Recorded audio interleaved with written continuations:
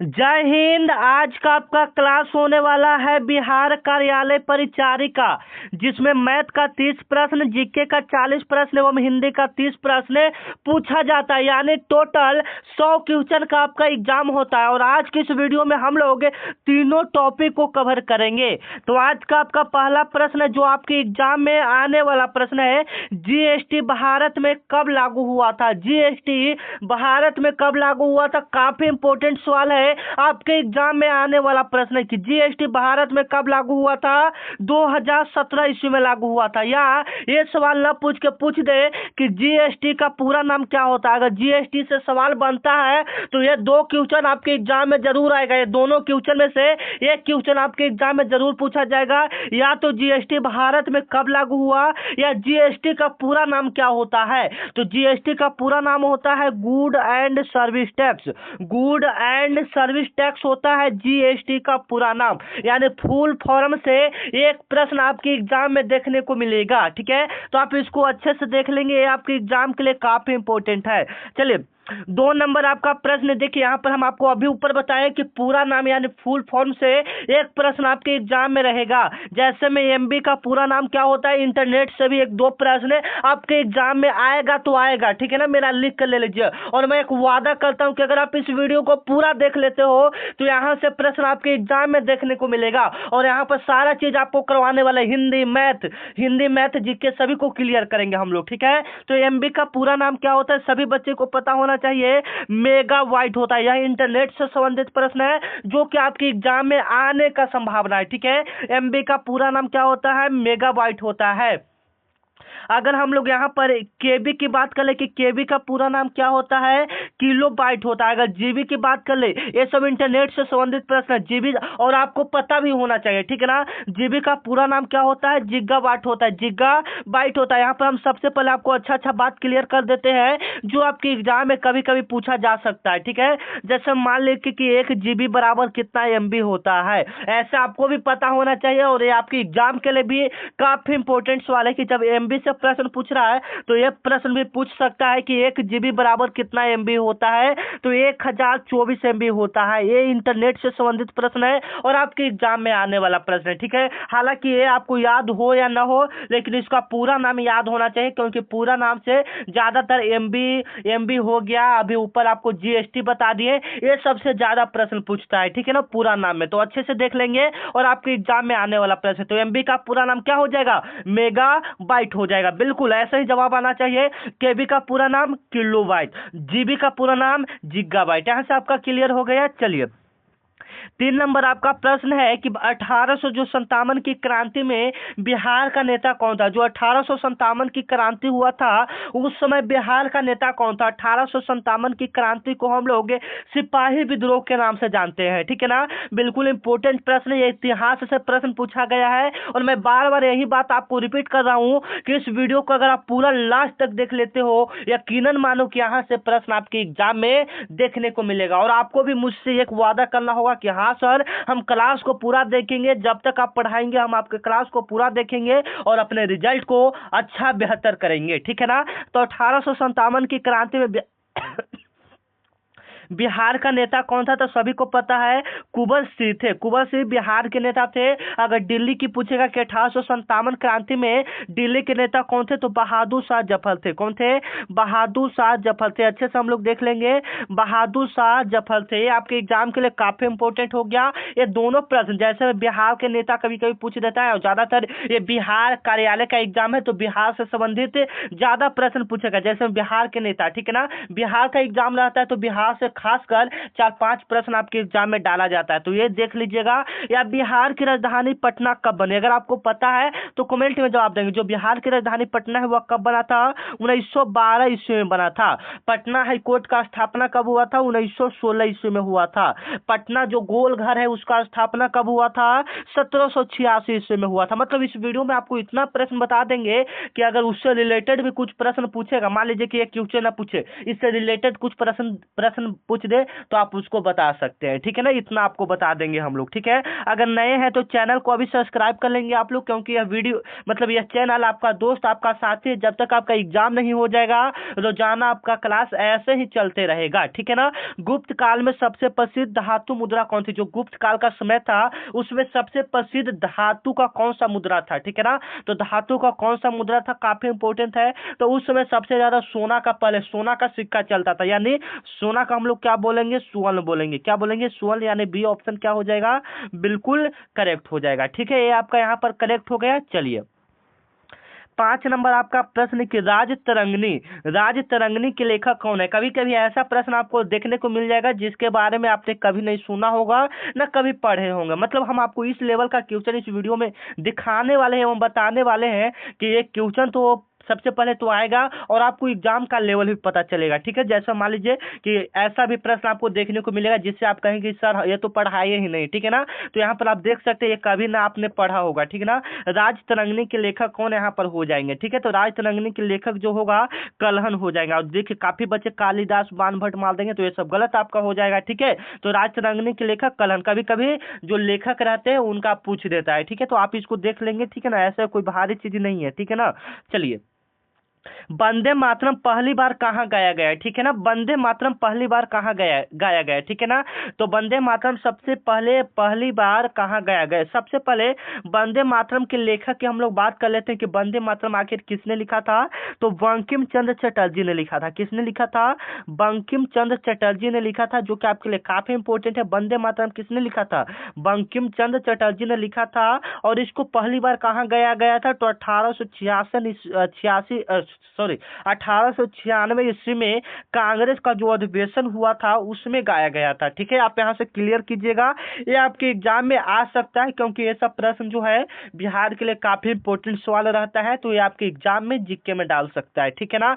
चलिए 7 नंबर आपका प्रश्न कि भारतीय राष्ट्रीय कांग्रेस का स्थापना किस वर्ष हुआ था? जो भारतीय राष्ट्रीय कांग्रेस है उसका स्थापना किस वर्ष हुआ था, ठीक है ना। और इसमें आपको जीके का 40 प्रश्न बताएंगे। आप लोग कम से कम जीके में 20 प्लस क्वेश्चन सही करने का वादा कीजिए, ठीक है। अगर आप इसमें से 20 प्लस क्वेश्चन सही कर देते हो यकीनन मानो कि आपका इसमें सिलेक्शन पक्का हो जाएगा, ठीक है ना। जीके नहीं, आपको हिंदी में भी कुछ प्रश्न सही करना पड़ेगा, ठीक है ना। तो यहाँ पर जीके में आप 20 प्लस क्वेश्चन सही करते हो तो रिजल्ट आपका बेहतर रहेगा, ठीक है। तो भारतीय राष्ट्रीय कांग्रेस का स्थापना 1885 ईस्वी में ए ओ हयूम ने किया था। ए ओ हयूम ने किया था। आप अच्छे से देख लेंगे इसको, ठीक है ना। ए ओ हयूम ने किया था, ठीक है। काफी इंपॉर्टेंट सवाल है, आप इसको अच्छे से देख लीजिएगा। ये आपके एग्जाम में आने वाला प्रश्न है, ठीक है ना। वीडियो को लास्ट तक आपको देखना पड़ेगा तभी आपको कुछ फायदा होगा। ये नहीं कि आधा देख ले, क्या फायदा होगा बताइए उससे। और एक शायरी है ना कि माँ तेरे पसीने का हर एक बूंद को मोती सा चमकाऊंगा, कि माँ तेरे पसीने का हर एक बूंद को मोती सा चमकाऊंगा, तू सपने बड़े देखना मैं उसे पूरा करके दिखाऊंगा, ठीक है ना। बस आप लोग ये ना सोच के अपने लिए मेहनत न सोचिए, मतलब मेहनत अपने लिए नहीं, मतलब अपने माँ बाप के लिए एक बार करके देखिए, सफलता जरूर मिलेगा, ठीक है ना। मतलब जरूर आपका सिलेक्शन होगा, ठीक है ना। बस मेहनत से पढ़ाई कीजिए और जो मैं बोल रहा हूँ कि आप क्लास रोजाना देखिए तो अब आपको कुछ फायदा जरूर मिलेगा, ठीक है। नालंदा विश्वविद्यालय को किसने जलाया था? काफी इंपॉर्टेंट है। नालंदा विश्वविद्यालय को किसने जलाया था? बख्तियार खिलजी ने जलाया था, ठीक है ना। ये ऑप्शन बिल्कुल क्या हो जाएगा, करेक्ट हो जाएगा। अगर इसी के साथ बात कर ले कि नालंदा विश्वविद्यालय तो को बख्तियार खिलजी ने जलाया था, लेकिन बनाया किसने था? तो कुमार गुप्त ने बनाया था, ठीक है ना। कुमार गुप्त ने बनाया था। अगर नए हैं तो बार बार रिक्वेस्ट है आपसे चैनल को सब्सक्राइब कर लेंगे, ठीक है ना, क्योंकि यह चैनल आपका इतना बड़ा साथी बनने वाला है कि आपका रिजल्ट तक आपको पहुंचा देगा, ठीक है। सविनय अवज्ञा आंदोलन किस वर्ष शुरू हुआ था? काफी इंपॉर्टेंट सवाल है। सविनय अवज्ञा आंदोलन किस वर्ष शुरू हुआ था, ठीक है ना। तो सविनय अवज्ञा आंदोलन, सभी बच्चे को पता है कि सविनय अवज्ञा आंदोलन 1930 ईस्वी में शुरू हुआ था। सविनय अवज्ञा आंदोलन कब स्टार्ट हुआ था? 1930 ईस्वी में, या इसे 1930 ईस्वी में दांडी मार्च भी आपका हुआ था। दांडी मार्च कब हुआ था? 1930 ईस्वी में, 12 मार्च 1930 ईस्वी को आपका दांडी मार्च हुआ था, जो मतलब महात्मा गांधी जी ने किया था, ठीक है ना। अगर यहाँ पर हम लोग 1935 ईस्वी की बात करें तो 1935 ईस्वी में आरबीआई बैंक का स्थापना हुआ था। आरबीआई मतलब रिजर्व बैंक ऑफ इंडिया, जो कि पैसा छापने का काम करता है, ठीक है। अगर 1 रुपया का सिक्का जारी करना है, मतलब जो सिक्का जारी करता है वो आपका वित्त मंत्रालय जारी करता है, ठीक है। मतलब यहाँ पर आपको ऐसा ऐसा प्रश्न बता देंगे कि अगर उससे रिलेटेड भी प्रश्न आपके एग्जाम में आता है तो आप उसको सही करके आओगे, ठीक है। चलिए 10 नंबर आपका सवाल है कि भारत का पहला राज्य जिसने पंचायती राज लागू किया, ठीक है, मतलब भारत का सबसे पहला राज्य कौन है जिसने पंचायती राज को लागू किया, तो राजस्थान हो जाएगा, ठीक है। राजस्थान, अगर इसकी पूरी डेट की अगर हम लोग बात कर लें कि कब हुआ था, मतलब मान लीजिए कि राजस्थान ना पूछ के इसका डेट पूछ दिया कि कब हुआ था, तो याद रखेंगे 2 अक्टूबर 1859 ईस्वी को। कहाँ में हुआ था, ये तो राजस्थान में आपका है, राजस्थान के नागौर जिला में हुआ था, बलवंत राय मेहता के सिफारिश पर किया गया था, ठीक है ना। जो आपको बता रहे फिर से एक बार ध्यान से सुनिए और उसको फीड कीजिए, ठीक है। कहाँ में हुआ था, राजस्थान में, कब हुआ था, 2 अक्टूबर 1859 ईस्वी को, राजस्थान के नागौर जिला में। ये आपका क्लियर हो गया। चलिए 11 नंबर आपका प्रश्न कि संविधान में कुल कितने अनुच्छेद हैं मूल रूप से, संविधान में मूल रूप से टोटली कितने अनुच्छेद हैं, तो आप याद रखिएगा। और देखिए अनुच्छेद कभी नहीं चेंज होता है, जितना भी रहेगा अनुच्छेद आपका उतना ही रहेगा, भले उसमें आपका संशोधन करके आपका बढ़ाया जाता है सूची, ये सब, ठीक है ना। लेकिन आपका जो अनुच्छेद रहेगा वह 395 ही आपका अनुच्छेद रहेगा, ठीक है ना। ए ऑप्शन क्या हो जाएगा आपका, बिल्कुल करेक्ट हो जाएगा, ठीक है। आप अच्छे से इसको याद रखेंगे, ये आपके एग्जाम के लिए काफी इंपॉर्टेंट है। संविधान से 1-2 प्रश्न आपके एग्जाम में आता है, तो आप इसको अच्छे से देख लेंगे। मान लीजिए कि संविधान को कब अपनाया गया, तो 26 जनवरी 1950 ईस्वी को कब तक बनकर तैयार हो गया था। मैं मतलब बार बार जो क्वेश्चन आपको बता रहा हूं, मतलब वो समझ जाइए कि वो क्वेश्चन आपका आने वाला है, ठीक है ना, तो आप देख लीजिएगा। चलिए 12 नंबर आपका सवाल है कि अनुच्छेद 370 किस राज्य से संबंधित था, अनुच्छेद 370 किस राज्य से संबंधित था, तो सभी बच्चे को पता है जम्मू कश्मीर से संबंधित है। जो अनुच्छेद 370 यानी धारा 370 भी आप लोग कह सकते हैं, किस राज्य से संबंधित था, तो जम्मू कश्मीर से था, जो कि लगभग 2017-18 ईस्वी में ऐसा लागू किया गया था, ठीक है। कंफर्म नहीं है लेकिन आपको पता है तो एक बार जरूर लिख दीजिएगा कमेंट में, ठीक है ना, कि कब धारा 370 लागू किया गया था, किसने लागू किया था, तो हमारे देश के प्रधानमंत्री नरेंद्र मोदी ने यह धारा लागू किया था जम्मू कश्मीर पर, जिस पर आतंकवाद ये सब जो होता है उसके लिए, ठीक है ना। चलिए 13 नंबर आपका प्रश्न है कि लोकसभा की अधिकतम सीटें कितनी होती है। अगर लोकसभा की अगर हम लोग बात करें कि लोकसभा में सबसे अधिकतम सीटें कितनी हो सकती है, तो सबसे अधिकतम की बात करेंगे तो 545, सॉरी लोकसभा है ना, तो 543 हो जाएगा, ठीक है। लोकसभा में अधिकतम सीटों की संख्या 543 हो जाती है। लोकसभा में सबसे ज्यादा जो सीटों की संख्या होगा वह 543 होगा, इससे ज्यादा नहीं हो सकता है, ठीक है ना। चलिए 14 नंबर आपका प्रश्न, देखिए मैं आपको क्या बताया कि संविधान से एक प्रश्न पूछेगा, जैसे में आप यहाँ पर देख सकते हैं कि भारतीय संविधान को कब लागू किया गया। मैं बार बार यही रिक्वेस्ट है कि अगर आप इस वीडियो को पूरा देख लेते हैं तो मेरा विश्वास रखिए कि यहाँ से प्रश्न आपके एग्जाम में देखने को मिलेगा, ठीक है। अगर आप पूरा देखते हैं तभी आपको कुछ फायदा होगा, ये अन्यथा नहीं आपको होगा, ठीक है ना। भारतीय संविधान को कब लागू किया गया था, तो 26 जनवरी 1950 ईस्वी को लागू किया गया था। इसको कब बनाकर कब तैयार कर दिया गया था, 26 नवंबर 1949 ईस्वी को। सी ऑप्शन इसका क्या, सॉरी ए ऑप्शन इसका क्या हो जाएगा, बिल्कुल करेक्ट हो जाएगा, ठीक है ना। चलिए 15 नंबर आपका सवाल है कि विजयनगर साम्राज्य का स्थापना किसने किया था। विजयनगर साम्राज्य का स्थापना किसने किया था, काफी इंपोर्टेंट सवाल है। तो हरिहर और बुक्का ने किया था। विजयनगर एक साम्राज्य है, उसका स्थापना किसने किया था, हरिहर और बुक्का ने किया था। आपको ऑप्शन देकर पता चल जाएगा, 2 व्यक्ति का नाम रहेगा, हरिहर और बुक्का। ए ऑप्शन यहाँ पर क्या हो जाएगा, बिल्कुल राइट हो जाएगा। विजयनगर तो बुक्का, बस विजय या बस बुक्का, इस प्रकार से आप इसको याद कर सकते हैं, ठीक है ना। चलिए 16 नंबर आपका सवाल है, जैसे मैं बिहार से आपको बार बार बोल रहे हैं, बिहार का एग्जाम है तो बिहार से प्रश्न पूछेगा। जैसे में देखिए बिहार में माधोपुर किसके लिए प्रसिद्ध है, जो माधोपुर है वह किसके लिए बिहार में प्रसिद्ध है, ठीक है ना, आपको पता है। तो मखाना उत्पादन के लिए माधोपुर आपका प्रसिद्ध है, मखाना उत्पादन के लिए माधोपुर आपका क्या है, प्रसिद्ध है, यानी फेमस है बिहार में। अगर लीची की बात करेगा, लीची के लिए कौन सा प्रसिद्ध है, तो आप लोग कमेंट में जवाब देंगे, ठीक है। अगर आपको आ रहा है तो 20 कम से कम 40 में से 20 प्रश्न को सही कीजिए, ठीक है ना। चलिए 17 नंबर आपका सवाल है कि गया में, जो गया है, 1 मिनट, हाँ, गया में बोधि वृक्ष किससे संबंधित है, जो गया है उसमें बोधि वृक्ष किससे संबंधित है, ठीक है। तो बोधि वृक्ष किससे संबंधित है बताएंगे, तो बुद्ध से संबंधित है। ए ऑप्शन इससे आपका क्या हो जाएगा, बिल्कुल करेक्ट हो जाएगा, ठीक है ना। चलिए 18 नंबर आपका सवाल है, और ऐसे वो क्वेश्चन इंपॉर्टेंट था, जैसे मान ले कि पूछ दे कि भगवान बुद्ध का जन्म कब हुआ था, इसमें देख लीजिए तो 563 ईसा पूर्व में हुआ था। 563 ईसा पूर्व में कहाँ में हुआ था, लुम्बिनी नेपाल में हुआ था, ठीक है। 563 ईसा ईसापुर में, लुम्बिनी नेपाल में हुआ था। और मृत्यु की बात करेंगे तो 483 ईसापुर में कुशीनगर उत्तर प्रदेश में हुआ था। दोनों क्वेश्चन को याद रखेंगे, हो सकता है या जन्म पूछ दे या मृत्यु पूछ दे, तो आप अच्छे से देख लीजिएगा। ये वाला आपका जन्म हो जाएगा, ये वाला मृत्यु हो जाएगा। कैसे? ईसापुर में आपका टाइम जो रहता है, जो पीछे रहता है, वो बहुत आगे चलते रहता है। ठीक है ना, आपको ये सब पता होगा। ठीक है, चलिए इसको हम लोग क्लियर कर लेते हैं। विश्व का सबसे बड़ा लोकतंत्र देश कौन सा है? विश्व का सबसे बड़ा लोकतंत्र किस देश का है? तो हमारा भारत देश का ही है। बी ऑप्शन यहाँ पर क्या हो जाएगा? बिल्कुल करेक्ट हो जाएगा। विश्व का सबसे बड़ा लोकतंत्र किस देश का है? तो हमारा भारत देश का ही है, सभी को पता होना चाहिए। ठीक है ना, चलिए 18 का आपका बी ऑप्शन यहाँ पर क्या होना चाहिए? बिल्कुल करेक्ट होना चाहिए। विश्व का सबसे बड़ा लोकतंत्र किस देश का है? तो आपका भारत देश का। ये आपका क्लियर हो गया। और क्या इससे कहा जाता है, जैसे में हाँ, लोकतंत्र में किसका शासन होता है? ये कभी कभी प्रश्न पूछ देता है कि लोकतंत्र में किसका शासन होता है, तो जनता का शासन होता है। ठीक है ना, चलिए 19 नंबर आपका सवाल है कि विज्ञान दिवस कब मनाया जाता है? जैसे में आपको हम मतलब हर एक वीडियो में बताते हैं कि दिवस जो रहेगा उससे प्रश्न आपको पूछा जाएगा। और विज्ञान दिवस में मतलब जो वीडियो में यह रहता है तो मैं आपको बता देता हूँ। ठीक है, तो विज्ञान दिवस कब मनाया जाता है? दिवस से आप एक प्रश्न याद रख लेंगे। ठीक है ना, अगर आप कुछ से याद रखें या ना रखें, दिवस से एक प्रश्न याद कर लेंगे, क्योंकि 1-2 प्रश्न इससे रहने वाला है। ठीक है, तो विज्ञान दिवस सभी को पता है 28 फरवरी को मनाया जाता है। अगर खेल दिवस पूछ दें, ज्यादातर यही सब प्रश्न पूछेगा, विज्ञान दिवस, खेल दिवस, हिंदी दिवस, पर्यावरण दिवस। ठीक है ना, तो खेल दिवस की बात करेगा तो 29 अगस्त हो जाएगा। 29 अगस्त को क्या पूछेगा? खेल दिवस।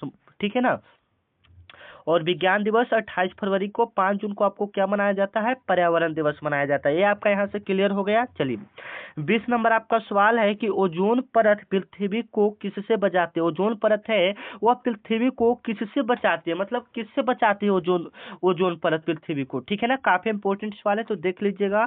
जो अल्ट्रा वायलेट किरण होती है, पराबैंगनी जो किरण होती है, उससे बचाती है। ठीक है ना, अल्ट्रा वायलेट जो किरण होती है उससे बचाती है। यानी बी वाला ऑप्शन क्या हो जाएगा? बिल्कुल करेक्ट हो जाएगा। यानी आप इसको पराबैंगनी किरण भी बोल सकते हैं। ठीक है ना, चलिए 21 नंबर आपका सवाल है कि जीवाश्म जो ईंधन होता है वह किससे बनता है? जीवाश्म ईंधन किससे बनता है? तो पौधों और पशुओं के अवशेष से बनता है। ये ऑप्शन आपका क्या हो जाएगा? बिल्कुल करेक्ट हो जाएगा। जीवाश्म ईंधन किससे बनता है? पौधों और पशुओं के अवशेष से बनता है। ये ऑप्शन आपका क्या हो जाएगा? बिल्कुल करेक्ट हो जाएगा। ठीक है ना, ये आपका यहाँ पर अच्छे से देख लेंगे, पौधों और पशुओं के अवशेष से जीवाश्म ईंधन बनता है। ठीक है ना, ये आपको पता होगा, या आपको ऑप्शन देखकर भी पता चल जाएगा, आपको अगर नहीं पता होगा तो। ठीक है ना, चलिए 22 नंबर आपका सवाल है कि भारत में हरित क्रांति के जनक कौन कहलाते हैं? भारत में हरित क्रांति के जनक डॉक्टर एम.एस. स्वामीनाथन को कहा जाता है। अगर पूरी बात कहेगा तो वर्जियन कुरियन को हो जाता है। ठीक है ना, ये वाला पूरा, जैसे मैं अभी आपको टेंशन लेने की बात नहीं, आपको जो सही करना है डॉक्टर एम.एस. स्वामीनाथन को ही करना है, जो कि 1965 ईस्वी से 66 ईस्वी के बीच में आपका हरित क्रांति आया था। हरित क्रांति आया था तो इसका मतलब क्या होता है? हरित क्रांति जब आया था तो सबसे ज्यादा कृषि पर प्रभाव पड़ा था, मतलब गेहूं पर सबसे ज्यादा मतलब गेहूं इस समय सबसे ज्यादा उपज हुआ था। ठीक है ना, जैसे में जो क्रांति जब आएगा ना उस चीज में बहुत वृद्धि होगा। जैसे में हरित क्रांति आया था तो इस समय गेहूं में सबसे ज्यादा वृद्धि हुआ था, यानी फसल यानी कृषि में। श्वेत क्रांति आएगा तो उसमें दूध का बहुत उत्पादन होगा। ठीक है ना, अगर नीली क्रांति आता है तो उसमें मछली का बहुत बड़ा उत्पादन होगा। ठीक है ना, तो आप याद कर लेंगे। चलिए भारत रत्न का शुरुआत कब हुआ? और ये इंपॉर्टेंट प्रश्न है, हो सकता है आपके एग्जाम में दे तो आप इसको अच्छे से देख लीजिएगा। भारत रत्न का शुरुआत किस वर्ष हुआ था? और सारे प्रश्न आपको बोल रहे हैं, कमेंट में जवाब देते जाएंगे। 1954 ईस्वी में भारत रत्न का शुरुआत किया गया है। ए ऑप्शन इसका क्या हो जाएगा? बिल्कुल करेक्ट हो जाएगा। ठीक है ना, चलिए जो रुपया चीन है उसको कब स्वीकारा गया? जो रुपया भारत का चीन है उसको कब स्वीकारा गया? काफी इंपोर्टेंट सवाल है। तो 2010 में स्वीकारा गया था। 2010 में स्वीकारा गया था। काफी इजी लेवल का क्वेश्चन आता है। ठीक है ना, तो टेंशन लेने वाला कोई बात नहीं है। ठीक है ना, और आपको हम लेवल या एग्जाम का लेवल कैसा आपको यहाँ पर हम बता ही रहे हैं। ठीक है, जैसे मान ली कि अभी तो आपको हम बताएं कि लेखक का नाम जरूर रहेगा। अर्थशास्त्र के लेखक कौन है? सभी बच्चे को पता होगा। 25 हम छोड़ दे या बता दिया जाए? चलिए बताइए आप लोग। ठीक है ना, कितना हल्का क्वेश्चन आपको ऑप्शन देखकर ही पता चल जाएगा। कालिदास तो कभी नहीं होंगे, पाणिनि तो कभी नहीं होगा, ब्राह्मण तो कभी नहीं होंगे। तो देखिए हम तो आंसर बता ही दिए। चलिए अब आप लोग लिख दीजिए एक बार कमेंट में, ठीक है ना। चलिए नालसा का संबंध किससे, नालसा, हाँ सॉरी, नालसा का संबंध किससे है, ठीक है ना। देखिए ये सब ऐसा प्रश्न है कि जिसके बारे में एक दो प्रश्न ऐसा रहेगा न जिसके बारे में आप कभी सुने हैं न कभी देखे होंगे। जैसे मान लीजिए कि नालसा का संबंध किससे है, ये तो आपको नहीं पता होगा, ठीक है ना। तो नालसा का संबंध किससे है, ठीक है ना। तो विविध सहायता से, मतलब वो क्या करता है, तो वो सहायता करता है, विधिक सहायता करता है। ये ऑप्शन आपका क्या हो जाएगा, बिल्कुल करेक्ट हो जाएगा, ठीक है ना। चलिए 27 नंबर आपका प्रश्न है कि राष्ट्रीय आय का गणना कौन करता है। जो राष्ट्रीय आय है उसका गणना कौन करता है। तो राष्ट्रीय आय का जो गणना करता है वह NSO करता है, ठीक है ना। फिलहाल इसका फुल फॉर्म हमको नहीं पता है, लेकिन आपको बता देते हैं, ठीक है ना।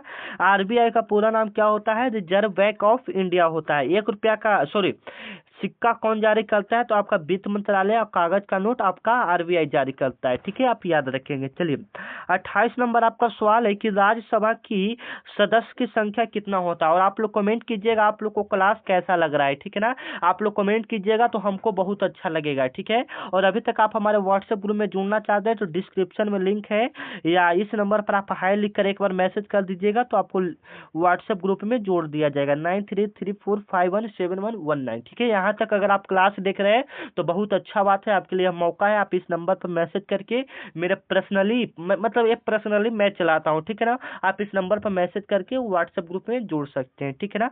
चलिए राज्यसभा के सदस्यों की अधिकतम संख्या कितनी होती है, तो 245 होती है। वहाँ लोकसभा था तो लोकसभा में कितना होता है, 345 होता है। दोनों को आप याद रखेंगे, ठीक है। भारत का पहला उपग्रह कौन सा था, ठीक है। भारत का पहला सैटेलाइट कौन सा था, तो आर्यभट्ट था, याद रखेंगे। जिसको अंतरिक्ष में 9 अप्रैल 1975 ईस्वी में लॉन्च किया गया था। 9 अप्रैल 1975 ईस्वी में क्या किया गया था, लॉन्च किया गया था। आप अच्छे से याद रखेंगे, ठीक है ना। चलिए 30 नंबर आपका प्रश्न है कि प्रधानमंत्री जन धन योजना कब शुरू हुआ था। प्रधानमंत्री जन धन योजना कब शुरू हुआ था, 2014 ईस्वी में। प्रधानमंत्री जन धन योजना 2014 ईस्वी में शुरू हुआ था। आप इसको अच्छे से लिख लेंगे, देख लेंगे, ठीक है ना। चलिए 31 नंबर आपका सवाल है कि जीवन बीमा, जीवन में बीमा मतलब लाइफ इंश्योरेंस जो आप लोग बोलते हैं उसको, ठीक है ना, उसकी शुरुआत भारत में कब हुआ था। मतलब है कि अगर आप जीवन बीमा करवा लेते हैं तो ऐसा ना हो, अगर आपकी मृत्यु होता है तो आपको कुछ पैसा सहायता ये सब दिया जाता है, ठीक है ना, आपके परिवार को। तो वही है, जीवन बीमा का शुरुआत भारत में कब हुआ था, तो 1818 ईस्वी में, ठीक है ना। चलिए ये 1818 ईस्वी में ही शुरुआत हुआ था, हो गया था, समझ लीजिए आप लोग। ग्लोबल वार्मिंग के लिए मुख्य कारण कौन सा, मुख्य गैस का कारण कौन सा है, तो ग्लोबल वार्मिंग के लिए सभी को पता है ऑक्सीजन तो हम लोग सांस के रूप में लेते हैं, जिसका सूत्र आपका क्या होता है, O2 होता है, जो कि वायुमंडल में 21% पाया जाता है। यहाँ से सारे चीज को क्लियर कर लीजिएगा। अगर यहाँ से एक भी दूसरा भी प्रश्न पूछे तो आपको कोई भी दिक्कत न होना चाहिए। अगर नाइट्रोजन की बात करेंगे तो N2, जो कि वायुमंडल में 78% पाया जाता है। हाइड्रोजन का सूत्र H हम लोग लिख सकते हैं, या हाइड्रोजन गैस रहेगा तो H2 लिख सकते हैं, ठीक है। कार्बन डाइऑक्साइड आपका ग्लोबल वार्मिंग के लिए उत्तरदायी है, तो इसका सूत्र CO2 हो जाएगा। यह वायुमंडल में 0.003% पाया जाता है, ठीक है ना। सबसे ज्यादा वायुमंडल में आपका नाइट्रोजन यानी 78% पाया जाता है, ठीक है ना। चलिए 33 नंबर आपका सवाल है कि सेकुलर शब्द, सेकुलर जो शब्द है यह संविधान के किस संशोधन से जोड़ा गया। जो सेकुलर शब्द है संविधान में किस संशोधन से जोड़ा गया। 33 नंबर का सवाल काफी इंपॉर्टेंट है, ठीक है ना। तो 42वां संशोधन से जोड़ा गया है। ये ऑप्शन आपका क्या हो जाएगा, बिल्कुल राइट हो जाएगा, ठीक है ना। चलिए 34 नंबर आपका सवाल है कि बिहार दिवस कब मनाया जाता है, ठीक है ना। बिहार दिवस कब मनाया जाता है, और ये प्रश्न मतलब क्या, मैं बार बार आपको मतलब ये हर सेट में आपको देखने को मिल रहा है, ठीक है। मतलब समझ सकते हैं ये प्रश्न आपके आने का संभावना है, तो आप इसको अच्छे से देख लेंगे, ठीक है। या हो सके तो आप इसका जवाब कमेंट में दे सकते हैं, ठीक है ना। तो पूरी डेट की अगर हम लोग बात करें कि बिहार राज्य का स्थापना कब हुआ था, तो 22 मार्च 1912 ईस्वी में बिहार राज्य का स्थापना हुआ था, ठीक है। मैं बार बार रिक्वेस्ट कर रहा हूँ, अगर चैनल पर नए हैं तो प्लीज रिक्वेस्ट है चैनल को सब्सक्राइब कर लीजिए, और नाम नहीं भूलिएगा अपने सर का, ठीक है ना, आनंद सर, ठीक है। चलिए 34 नंबर आपका सवाल है कि पंचशील समझौता भारत ने किस देश से किया। जो पंचशील समझौता हुआ था भारत ने किस देश के साथ किया था, तो भारत और चीन के साथ पंचशील समझौता हुआ था, ठीक है ना, भारत और चीन के बीच। चलिए 36 नंबर आपका सवाल है कि गंगा नदी का उद्गम स्थल कहाँ है। गंगा नदी का उद्गम स्थल कहाँ है, तो गंगोत्री हिमनद है, ठीक है ना, गंगोत्री, यानी ए वाला ऑप्शन हम लोग क्या करेंगे, बिल्कुल करेक्ट करेंगे, ए वाला ऑप्शन बिल्कुल क्या करेंगे, करेक्ट करेंगे। 37 नंबर आपका सवाल है कि भारतीय वन अनुसंधान जो है यह कहाँ स्थित है, ठीक है, काफी इंपॉर्टेंट सवाल है, ये प्रश्न कभी कभी देखने को मिल जाता है, तो ठीक है आप इसको अच्छे से देख लेंगे तो देहरादून इसका राइट आंसर होगा, आप इसको याद कर लेंगे, ठीक है।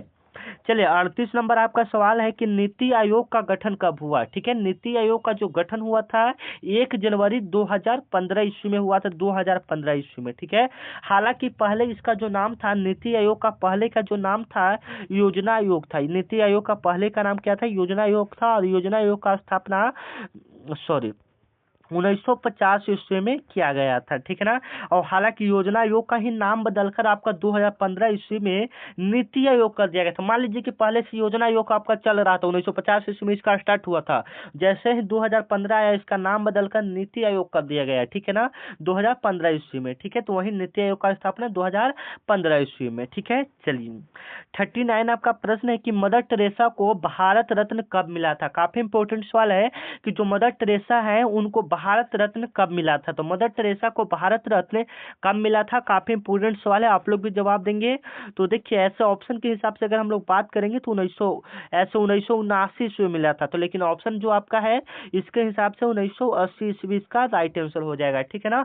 भारत की पहली महिला है जिनको भारत रत्न मिला था, मदर टेरेसा को, ठीक है, भारत की पहली ऐसी महिला है जिनको भारत रत्न मिला था, मदर टेरेसा को, ठीक है, 1979 ईस्वी में। लेकिन जो आपका ऑप्शन है उसके हिसाब से यहाँ पर हम लोग 1980 को सही करेंगे, ठीक है ना। मतलब हो सकता है कि दिसंबर में 1979 ईस्वी में मिला हो तो आपका आ गया होगा 1980 ईस्वी में, ठीक है, ऐसा होता है कभी कभी, ठीक है ना। तो आप देख लेंगे इसको, ठीक है ना। हम लोग को आंसर से मतलब है, हमको सही करने से मतलब है, ठीक है ना। गुरुत्वाकर्षण का नियम किसने खोजा था, सभी बच्चे को पता है। चलिए 40 नंबर प्रश्न हम आप लोगों के लिए छोड़ दें, हाँ चलिए छोड़ देते हैं, ठीक है ना। गुरुत्वाकर्षण का नियम मतलब किसने खोजा, कि काफी इंपॉर्टेंट एवं इजी लेवल का प्रश्न है, ठीक है ना। अब आप लोग बताइए कि जीके में 40 में से 20 प्लस क्वेश्चन सही हुआ कि नहीं। सबसे पहले ईमानदारी पूर्वक आप लोग कमेंट में एक बार जवाब जरूर लिख देंगे अपना कि हाँ सर मैंने 20-15 जितना सही हुआ उतना लिखे, ठीक है। ये नहीं कि अपने इज्जत के चलते हम कह दें कि 100 में 100 सही हुआ, ऐसा नहीं, जितना सही हुआ आप सच बोलेंगे तो सच मतलब सच बोलेंगे वो सबसे बड़ा आपका क्या होगा, बोलते हैं ना कि सच मतलब सबसे बड़ा आपका धन है, ठीक है। तो वही है, सच बोलना चाहिए, ठीक है। चलिए आपका प्रश्न अब आपका किसका आता है, अब हिंदी का आपका प्रश्न आ रहा है, ठीक है। हिंदी का आपका यहाँ से कितना प्रश्न करेंगे हम लोग, 30 प्रश्न, और आपके एग्जाम में भी हिंदी का 30 प्रश्न पूछा जाता है, ठीक है। तो चलिए अच्छे से देख लेंगे और हिंदी में भी कोशिश कीजिए कि आपका 15-20 प्रश्न सही हो जाए, ठीक है। मृग नयनी का अर्थ क्या होता है, ठीक है, अर्थ से कुछ कुछ प्रश्न पूछ देगा, जैसे मान लीजिए कि यहाँ पर मृग नयनी है तो कोई में और पूछेगा कि इसका अर्थ क्या होता है, तो मृग नयनी का अर्थ क्या होगा, तो शांत नेत्र वाला होगा कि तेज नेत्र वाला या सुंदर नेत्र वाला, तो क्या होगा, हिरन के समान नेत्र, जैसे मृग मतलब इसमें ही आ जा रहा है हिरन, तो हिरन के समान नेत्र वाला है। ए ऑप्शन आपका क्या हो जाएगा, बिल्कुल करेक्ट हो जाएगा, ठीक है ना। ए ऑप्शन आपका बिल्कुल यहाँ पर करेक्ट हो जाएगा, आप इसको अच्छे से याद रखेंगे, ठीक है। 2 नंबर आपका सवाल है कि अंधेरे नगरी चौपट राजा किसकी रचना है, ठीक है। अंधेरे नगरी चौपट राजा किनकी रचना है, और देखिए कभी कभी मतलब कुछ दिया रहेगा कविता या कहानी और उसका रचना का नाम पूछेगा कि उसकी रचना किसने किया, ठीक है। तो इसका हो जाएगा आपका भारतेंदु हरिश्चंद्र हो जाएंगे, ए ऑप्शन आपका क्या हो जाएगा, बिल्कुल करेक्ट हो जाएगा, ठीक है ना। चलिए 3 नंबर आपका प्रश्न है कि गगन शब्द का पर्यायवाची नहीं है, पर्यायवाची नहीं है मतलब इसमें से नहीं होना चाहिए कि गगन को हम लोग वो चीज नहीं बोल सकते, तो नभ तो हम लोग गगन को बोलते हैं, आकाश भी बोलते हैं। देखिए आपको ऑप्शन देखकर ही पता चल जाएगा, गगन को हम कभी आकाश जल बोलेंगे नहीं ना, तो ये आपका सी वाला ऑप्शन यहाँ पर हम लोग क्या करेंगे, बिल्कुल करेक्ट करेंगे, सी वाला ऑप्शन हम लोग क्या करेंगे, बिल्कुल करेक्ट करेंगे, ठीक है ना। चलिए 24 नंबर आपका सवाल है कि कठिन शब्द का विलोम है, कठिन शब्द का विलोम क्या होगा, ठीक है। कठिन का उल्टा है तो कठिन का उल्टा हम लोग क्या करेंगे, सरल करेंगे, ए ऑप्शन आपका क्या हो जाएगा, बिल्कुल राइट हो जाएगा, ए ऑप्शन आपका बिल्कुल करेक्ट, कठिन शब्द का विलोम सरल आपका हो जाएगा, ये सभी को पता है। चलिए 5 नंबर आपका सवाल है कि सूरस शब्द में कौन सी संधि है, सूरस शब्द में कौन सी संधि है, ठीक है ना। सूरस शब्द में कौन सी संधि हो जाएगी, तो अच्छे से आप लोग देख लीजिएगा ध्यान से, जब इस प्रकार का प्रश्न रहे और संधि से ही एक प्रश्न पूछेगा हिंदी में, ठीक है ना। मतलब देखिए हम यहाँ पर टॉपिक आपको क्लियर सबसे पहले करते हैं, ठीक है ना। अच्छा हाँ, सूरस शब्द का कौन सा संधि है, तो संधि से सबसे पहले आपका प्रश्न होगा, वन से कभी कभी पूछ देगा, समास से पूछ देगा, और उसको क्या बोलते हैं, एक मिनट अच्छा वो प्रश्न आएगा तो अभी हम आपको दिखा देंगे, ठीक है। तो ये इसी में गुण संधि है, ठीक है ना। सूरस में कौन सा संधि है, गुण संधि है, ठीक है। चलिए 6 नंबर आपका प्रश्न है कि राम के समान का कौन सा समास, हाँ यही आपको बताना चाह रहे थे, समास से एक प्रश्न रहेगा, ठीक है। राम के समान का कौन सा समास है, मतलब राम के समान इसमें कौन सा समास है, ठीक है, इसमें कौन सा समास है।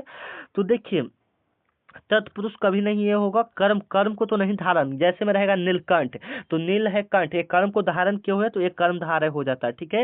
ये तुल योग होगा, ठीक है ना, इसके बारे में आप नहीं जान रहे होंगे, ठीक है ना, लेकिन आप लोग ये सही करना, राम के समान अगर आता है तो, ठीक है ना। हालांकि ऐसा प्रश्न देखने को नहीं मिलेगा, ठीक है, मतलब इसी लेवल का दूसरा टाइप का प्रश्न रहेगा। जैसे में नीलकंठ का अर्थ क्या होता है, मतलब आपको हम ऊपर ही बताया था कि अर्थ से एक प्रश्न पूछेगा, नीलकंठ का अर्थ क्या होता है, तो नीलकंठ का अर्थ क्या हो जाएगा, शिव हो जाएगा, सभी को पता है। चलिए कुल शब्द का तद्भव रूप क्या होगा, कुल शब्द का तद्भव रूप है, कुल शब्द का तद्भव रूप क्या हो जाएगा, तो कुष्ठ हो जाएगा। ये वाला आपका जो डी ऑप्शन देख रहे हैं ये आपका बिल्कुल करेक्ट हो जाएगा, ठीक है ना। चलिए 9 नंबर आपका सवाल है कि कृषक शब्द का संधि विच्छेद क्या होगा, मतलब संधि विच्छेद से भी एक एक प्रश्न रहेगा, ठीक है ना, एक प्रश्न, ठीक है ना। कृषक कृषक यहाँ पर है ना, लेकिन संधि विच्छेद आपका रह सकता है, ठीक है। तो आप उसको याद अच्छे से, याद क्या, आपको अच्छे से समझ आना चाहिए, ठीक है ना, संधि विच्छेद। तो कृषक शब्द का अगर हम लोग संधि विच्छेद करते हैं तो क्या आएगा, हाँ, थोड़ा आवाज खराब हो रहा है, ठीक है ना, कृषक हो जाएगा तो क्री प्लस शक, ठीक है ना। चलिए 10 नंबर आपका प्रश्न है कि तत्सम शब्द का अर्थ क्या होगा, तत्सम शब्द का अर्थ क्या होगा, ठीक है ना। तत्सम शब्द का आपका अर्थ क्या होगा, वैसा ही होगा, ए ऑप्शन आपका क्या हो जाएगा, बिल्कुल करेक्ट हो जाएगा, ठीक है ना। जल जाना मुहावरे का अर्थ क्या है, जल जाना मुहावरे का अर्थ क्या है, जल जाना मुहावरे का अर्थ आपका क्या हो जाएगा, तो बहुत लज्जित होना, जल जाना यानी बहुत लज्जित होना, ठीक है।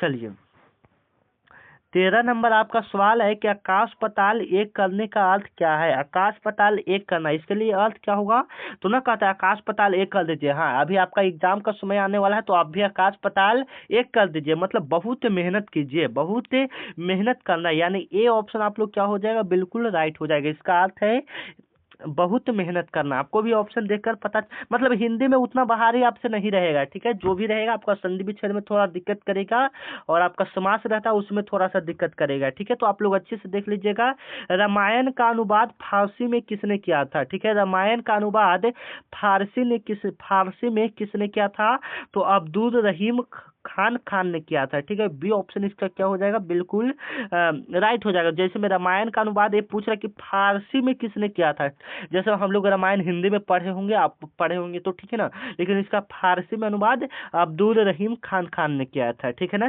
चलिए तिलोत्तमा शब्द कौन सा समास है, तिलोत्तमा शब्द कौन सा समास है, ठीक है ना, तो बहुब्रीहि समास है, मतलब बहुब्रीहि समास है तिलोत्तमा, ठीक है ना। चलिए आपका 16 नंबर आपका सवाल है कि किसी बात का तोड़ मरोड़ कर कहना कौन सा अलंकार है, किसी बात को तोड़ मरोड़ कर कहना कौन सा अलंकार है, ठीक है, किसी बात को तोड़ मरोड़ कर कहना कौन सा अलंकार है, ठीक है ना। चलिए तो सी ऑप्शन श्लेष अलंकार हो जाएगा, सी ऑप्शन इसका क्या हो जाएगा, बिल्कुल करेक्ट हो जाएगा, ठीक है ना। चलिए 16 नंबर आपका प्रश्न है किसी बात को तोड़ मरोड़ कर कहना कौन सा अलंकार है, अच्छा ये डबल ऐड हो गया है ना, तो श्लेष याद आप लोग रखेंगे। चलिए द देन न पलायन का भावार्थ क्या है, द देन न पलायनम का भावार्थ क्या है, ठीक है। तो 17 का आप लोग याद रखेंगे, न झुकना न भागना, मतलब इसका जो अर्थ है न दैन न पलायन, न झुकना न भागना, इसका भावार्थ होगा, यानी इसका अर्थ होगा मुखवाणी। मुखवाणी किस अलंकार का उदाहरण है, मुखवाणी किस अलंकार का उदाहरण है, ठीक है ना। 18 का कौन सा राइट आंसर हो जाएगा, तो विरोधाभास हो जाएगा, ए ऑप्शन आप लोग इसका क्या करेंगे, बिल्कुल करेक्ट करेंगे, ठीक है ना। चलिए 19 नंबर आपका सवाल है कि काजल का तत्सम रूप क्या होगा। काजल का तत्सम रूप क्या होगा, तो अंजन हो जाएगा। क्या हो जाएगा इसका तत्सम रूप, अंजन हो जाएगा, ठीक है ना। हालांकि ये सब आपको मतलब क्या हम समझा नहीं सकते हैं, सब डायरेक्ट इसका आंसर होता है। जैसे मैं जीके में है तो उससे रिलेटेड आपको कुछ बता सकते हैं, तो इसमें सीधे काजल का तत्सम अंजन हो जाएगा। तो इसके रिलेटेड हम और क्या बता सकते हैं, आप ही लोग बताइए, ठीक है ना। तो आप लोग को थोड़ा अच्छा से देखना पड़ेगा, ठीक है ना। चलिए, कर शब्द का समानार्थी कौन सा नहीं होगा, मतलब कर शब्द का इनमें कौन सा समानार्थी मतलब एक जैसा शब्द नहीं है, ठीक है। कर को सबसे पहले हम लोग क्या क्या बोलते हैं, पहले हमको ये पता होना चाहिए, तो ठीक है। कर को हम लोग हस्त भी बोलते हैं ना, हाथ मतलब पानी भी उसको बोलते हैं, चाहे भुज भी बोलते हैं हाथ को, लेकिन चरण पैर को हम लोग बोलते हैं। तो ये आपका डी वाला ऑप्शन यहाँ पर क्या करेंगे, बिल्कुल करेक्ट करेंगे, ठीक है। 21 नंबर आपका सवाल है कि अपनी खिचड़ी अलग पकाने का अर्थ क्या है। अपनी खिचड़ी अलग अलग पकाने का अर्थ है दूसरों से अलग काज करना, मतलब अपनी खिचड़ी अलग पका रहे हैं मतलब दूसरों से हम अलग काज कर रहे हैं, मतलब ए ऑप्शन आपका क्या हो जाएगा, बिल्कुल राइट हो जाएगा। और आपको अभी एग्जाम के टाइम में यही काम करना है, अपना खिचड़ी अलग पढ़ाना है, मतलब पढ़ाना नहीं मैंने पकाना है मतलब। तो अपना पढ़ाई अपना अच्छे ढंग से किसी के साथ बताना नहीं कि हम इतना घंटा पढ़ते हैं, ठीक है ना, ठीक है ना। चलिए, क्योंकि आजकल के जो लोग हैं बाबू आपको बहुत गलत निगाहों से देखेंगे, ठीक है ना। नेत्र का संधि विच्छेद क्या होगा, देखिए हम संधि विच्छेद से आपको ऊपर बताए थे कि संधि विच्छेद का अर्थ क्या होता है, ठीक है। संधि विच्छेद का आपका जो होगा जो करेंगे तो नए प्लस त्र हो जाएगा, नए प्लस त्र दोनों का अर्थ हो जाएगा, नए मतलब आंख और त्र का आपका अर्थ हो जाएगा, ठीक है। नी का आपका कोई अर्थ नहीं निकलता है, ठीक है ना। इसलिए मधुर मधुर मेरे, मधुर मधुर मेरे दीपक जल किस काव्य शैली का उदाहरण है, ठीक है। मधुर मधुर मेरे दीपक जल किस वाक शैली का उदाहरण। मैं आपको बार बार यही समझाना चाहता हूँ कि कभी कभी ऐसा प्रश्न आएगा न जिसके बारे में आप कभी सुने होंगे ना देखे होंगे, तो ये छायावाद आपका राइट आंसर हो जाएगा, ठीक है ना। चलिए, 24 नंबर आपका सवाल है कि नर शब्द में कौन सा उपसर्ग है, ठीक है। नर शब्द में आपका कौन सा उपसर्ग है, तो कोई नहीं है, इसमें से आपका कोई नहीं हो जाएगा, ठीक है। उपसर्ग मतलब जो आगे लगकर शब्द का अर्थ बदल दे, ठीक है। तो न नहीं होगा, फिर द का अर्थ क्या होगा, ठीक है ना। चलिए, इसका कोई होगा ही नहीं, ठीक है ना। चलिए, 25 नंबर आपका सवाल है कि बहुश्रुत शब्द में कौन सा समास है। बहुश्रुत जो शब्द है इसमें कौन सा समास होगा, तो इसमें आपका तत्पुरुष समास हो जाएगा, ठीक है ना। चलिए, 26 नंबर आपका सवाल है कि सिंहासन शब्द कौन सी संधि है। जो सिंहासन शब्द है इसमें कौन सा संधि हो जाएगा, स्व संधि हो जाएगा। ए ऑप्शन आपका क्या हो जाएगा, बिल्कुल करेक्ट हो जाएगा, ठीक है ना, बिल्कुल करेक्ट हो जाएगा, ठीक है। चलिए, एक मिनट, हाँ। 27 नंबर आपका प्रश्न है कि कविता शब्द का अर्थ है, कविता शब्द का अर्थ आपका क्या होगा, ठीक है। कविता शब्द का अर्थ होगा कवि, कवि द्वारा रचना, कवि द्वारा रचना। ए ऑप्शन आपका क्या हो जाएगा, बिल्कुल राइट हो जाएगा, ठीक है ना। मतलब कविता तो कवि द्वारा वो रचना किया गया है। श्रवण शब्द का विलोम क्या होगा, श्रवण शब्द का विलोम क्या है, ठीक है, तो मौन हो जाएगा। श्रवण शब्द का विलोम क्या हो जाएगा, मौन हो जाएगा। बी ऑप्शन आप लोग इसका क्या करेंगे, बिल्कुल करेक्ट करेंगे, ठीक है ना। देखिए, बार बार आप लोग के बच्चा ही मतलब आप लोग के जैसा ही कोई बच्चे कॉल कर रहे हैं, ठीक है ना। तो मैं आप लोग को कहता हूँ कॉल करने से अच्छा है